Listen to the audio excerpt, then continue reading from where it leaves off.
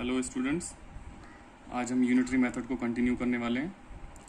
ठीक है, लास्ट हम 5 क्वेश्चंस ऑलरेडी कर चुके हैं और नेक्स्ट क्वेश्चन देखते हैं हम लोग। Question number 6, if the interest on ₹200 be ₹25 in a certain time, ठीक है, what will be the interest on ₹750 for the same time.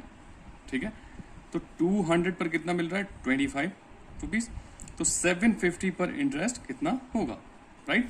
So solution देखिए, इंटरेस्ट ऑन ₹200, ठीक है, कितना है? 25 लिख लीजिए स्टेटमेंट में, एंड इंटरेस्ट ऑन ₹1, ठीक है। पहले हम 1 का निकाल लेते हैं, यूनिटरी मेथड में ये यूनिट का मतलब 1 का, ठीक है, 1 का निकाल लेते हैं। सो ये हो जाएगा आपका 25/200, ठीक है। इसको अगर हम सॉल्व कर लें तो कितना आएगा? देखिए, 25 1 जा एंड 25 8 जा, ठीक है। अगर आपको 25 की टेबल नहीं आती है, 5 से 2 टाइम्स कर लेंगे, 5 5 जा एंड देन 5 4 जा, इस तरीके से। तो आंसर यही आएगा 1/8, राइट। सो इतना हो गया हमारा। उसके बाद देखिए, अब हमें निकालने को कितना बोला गया है? 750 पर। So the interest on ₹750 is equals to, देखिए जितना 1 की वैल्यू आई उससे हम उसको क्या कर दें? मल्टीप्लाई, ठीक है। सो 1/8 इंटू 750, ठीक है। अब हम इसको कैंसिल कर लेते हैं। देखिए किससे हो जाएगा? 2 से तो हो ही जाएगा, 2 4 द 8, यहां से देखिए 2 3 द 6, 1 रिमेन, 15 हो जाएगा, 2 7 द 14 एंड 1 रिमेन अगेन, 10 हो जाएगा, 2 5 द 10, ठीक है। अब फिर से देख लीजिए, 4 सेट कर लेते हैं डायरेक्टली, 4 9 ज 36, इसमें 1 बचा 7 में, ठीक है, 15 हो जाएगा, एंड 4 3 ज 12, 4 3 ज 12, 3 बच गया, फिर से कितना बचा? 3। डेसिमल लगाइए, उस 3 के आगे 0 बढ़ जाएगा, ठीक है। तो कितना पढ़ लेंगे? 4 7 ज 28, 28 हो जाएगा। यानी कि इस जो 30 था लास्ट में, अब वो कितना बचा उसमें? 2, ठीक है। तो डेसिमल ऑलरेडी लगा हुआ, 0 बढ़ा लीजिए आप, तो 4 5 ज 20। सो हमारा जो आंसर आ गया वो आ गया 93 रुपीज 75 पैसा।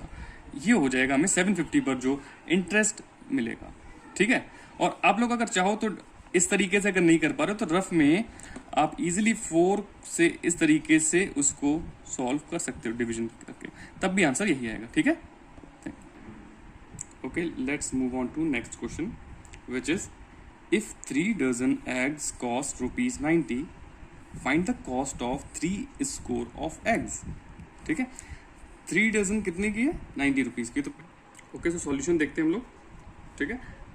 पहले हम गिवन थिंग ले लेते हैं, cost of 3 dozen eggs, right,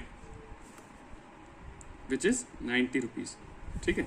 सो सबसे पहले हम क्या करते हैं? 1 यूनिट की निकालते हैं। तो कॉस्ट ऑफ 1 डजन एग्स कितना हो जाएगा? 90/3, 3 से डिवाइड कर दें इसको, ठीक है। 3 3 से 9 एंड 0, ये आ गया 30। ये क्या आया? 1 डजन की कॉस्ट, ठीक है ना, 1 डजन। बट हमें 1 एग की निकाल लेते हैं पहले, जिससे हमारे लिए और इजी हो जाएगा। सो क्या करेंगे? कॉस्ट ऑफ 1 एग, अब हम निकाल रहे हैं 1 एग। अब 1 एग का निकाल रहे हैं तो ध्यान से देखिए, इस 30 को अगर हम किससे डिवाइड करेंगे? 12 से। 12 से क्यों कर रहे हैं? Because 1 dozen is equals to 12 eggs. Number of eggs कितने होंगे उसमें? 12, ठीक है। तो इसको हम 12 से कर रहे हैं डिवाइड। सो इसको देखिए किससे हो जाएगा? 6 5 जा 30, 6 2 जा 12, तो 5/2। डेसिमल में मत लाइएगा, उसको फ्रैक्शन में ही एज इट इज रहने दीजिए, नेक्स्ट स्टेप में हो जाएगा। तो उसके बाद देखिए फिर नेक्स्ट हम क्या निकाल लेते हैं। हमसे क्या जो क्वेश्चन में बोला गया था कि find the cost of 3 score of eggs, ठीक है, 3 स्कोर्स ऑफ एग्स। तो उससे पहले हमें यह पता होना चाहिए कि number of eggs in 3 scores कितने होते हैं, ठीक है। तो पहले हम वो निकाल लेते हैं, number of eggs in 3 score. अब स्कोर क्या होता है? स्कोर बहुत लोग को नहीं पता होगा, ठीक है। तो उससे पहले हमें यह भी पता होना चाहिए कि 1 स्कोर में होता कितना। यहां पर देखिए मैं लिख रहा हूं 1 स्कोर इज इक्वल्स टू होता है number of eggs 20। 1 score is equal to कितना होता है? 20। तो बस जितने भी हमसे निकालने को बोले हम उससे मल्टीप्लाई कर दें। 3 बोला है तो 3 इंटू कितना हो जाएगा? 20, ठीक है। तो कितना हो जाएगा? 3 2 6 एंड 3 0 0। तो ये आ गया।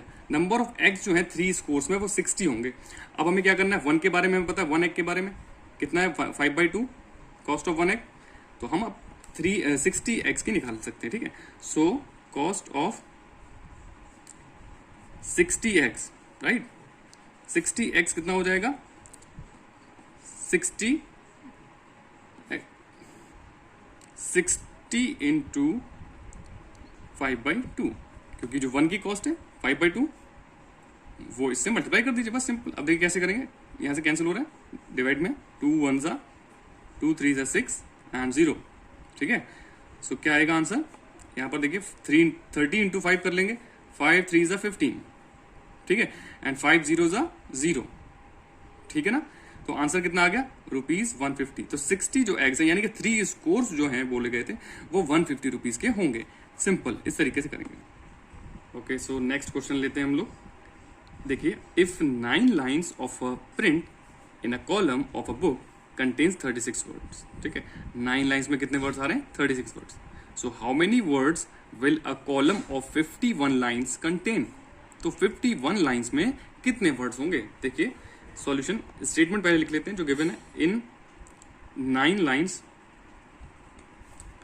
ऑफ प्रिंट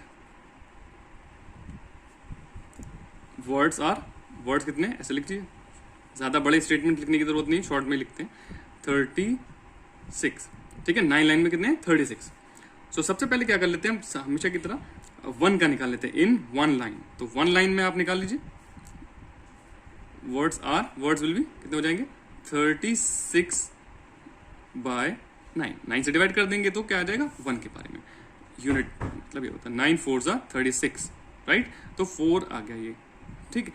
अब हमसे बोला क्या गया क्वेश्चन में फाइंड आउट करने के लिए कि 51 लाइंस में कितने वर्ड्स होंगे। तो यहां से देखिए, therefore in 51 lines of print words will be, यहां पर लिख दिया वर्ड्स विल बी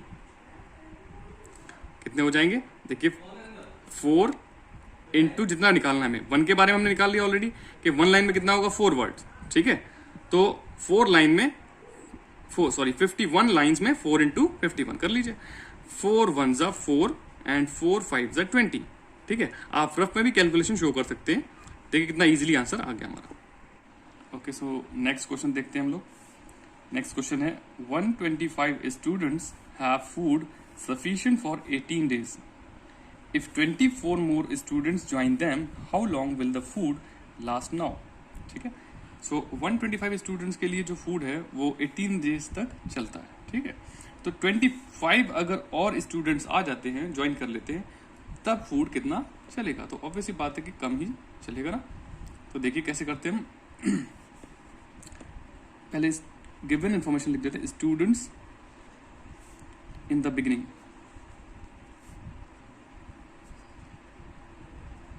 बिगिनिंग में कितने स्टूडेंट्स थे 125, वो लिख लीजिए। मोर स्टूडेंट्स कितने आ गए वो लिख लीजिए, मोर स्टूडेंट्स ज्वाइन, ठीक है, कितने हैं 25।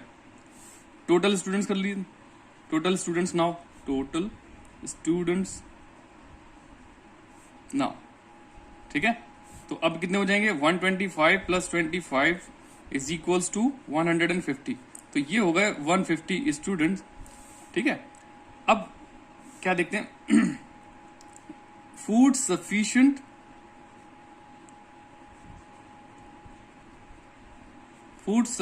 फॉर 125 स्टूडेंट्स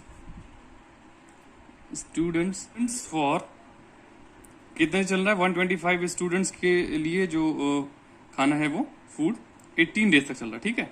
18 डेज लिख लीजिए जो गिवन है। अब देखिए food will be sufficient for 1 student के लिए हम कर लेते हैं, ठीक है। Food will be sufficient for 1 student. अगर 1 स्टूडेंट के लिए करेंगे तो हमें क्या करना हुआ 18 इंटू 125, ठीक है, इतना कर लीजिए। उसके बाद देखिए हमसे कितने का पूछा गया, ठीक है। अगर और स्टूडेंट्स आ जाते हैं, so food will be sufficient, short में लिख देता हूं, सफिशिएंट फॉर 150 स्टूडेंट, ठीक है। अब कितने हो गए 150 स्टूडेंट्स, शॉर्ट में कर देते हैं। अब देखिए कितना आएगा, तो जितना भी वो आया है उससे हम क्या कर दें, इस 150 से इसको डिवाइड कर दें, ठीक है, क्योंकि ये टोटल क्वांटिटी समझ लीजिए इसको, 18 इंटू 125, ठीक। इसको क्या करिए 150 से डिवाइड कर दीजिए, ठीक है। तो देखिए यहां से 5 से कर लेते हैं हम पहले, 5 2 ज़ा 10, 2 बचा 25, 5 5 25, एंड अगेन देखिए यहाँ पर 5 3 ज़ा 15 एंड 0, ठीक है। उसके बाद देखिए 5 5 ज़ा 25 एंड 5 6 ज़ा 30, देन 6 1 ज़ा 6 एंड 6 3 ज़ा 18, ठीक है। क्या बचा हमारे पास 3 और 5, 3 इंटू 5, 3 5 ज़ा 15, ठीक है। तो ये क्या हो गया, आंसर हो गया हमारा, ठीक है। यानी कि इतने दिन अब खाना चलेगा। ओके, सो नेक्स्ट क्वेश्चन देखते हैं हम लोग। नेक्स्ट क्वेश्चन ये है कि अ carpenter prepares a new chair in 3 days, ठीक है, working 8 hours a day. At least how many hours per day must he work in order to make the same chair in 4 days? ठीक है, कह रहा है कि अगर 3 days वर्क कर रहा है और रोजाना कितना कर रहा है 8 hours पूरे दिन में, ठीक है, तो कितना उसे काम करना चाहिए कि वो जो सेम चेयर है 4 days में बन जाए। तो देखिए कैसे करेंगे सॉल्यूशन, देखिए चेयर, पहले गिवन इंफॉर्मेशन लिख लीजिए, चेयर कंप्लीटेड इन 3 days, ठीक है। 3 days वर्किंग आवर क्या ले रहा है, वर्किंग पर डे रोजाना कितना हो रहा है 8 hours, ठीक है। सो नेक्स्ट क्या हो जाएगा, देखिए total time taken for chair के पूरा टाइम कितना लग रहा है वो देखिए कैसे, 8 इंटू 3 कर लेते हैं हम, क्योंकि 8 क्या है आवर्स हैं और 3 क्या है डेज, ठीक है। तो ये क्या हो जाएगा, टोटल जो है वो आएगा 8 3 ज़ा 24 आवर, ठीक है। यानी कि 24 आवर्स उसने कंटिन्यूसली काम किया, तब वो चेयर कंप्लीट हो गया। सो हमें क्या फाइंड आउट करना है कि 4 days में कितना होता है। सो नेक्स्ट देखिए, so it will be completed in 4 days working for, कितना वर्किंग करना पड़ेगा, वर्किंग फॉर वो हम निकाल लेते हैं, ठीक है। तो जितना भी आया था हमारा कितना आया था 24 आवर्स, 24 आवर्स आया था। 24 को क्या कर दें हम 4 से डिवाइड कर दें, ठीक है। तो 4 से डिवाइड कर दिए, 4 कितना आएगा 4 6 ज़ा 24, ठीक है। तो आंसर हमारा क्या हो जाएगा 6 hours पर डे उसको कितना काम करना है 6 hours, बस इस तरीके से करना है हमें। और अगर आपको मेरी वीडियो हेल्पफुल लगती है तो प्लीज़ लाइक शेयर और कमेंट करना ना भूलें। Thank you.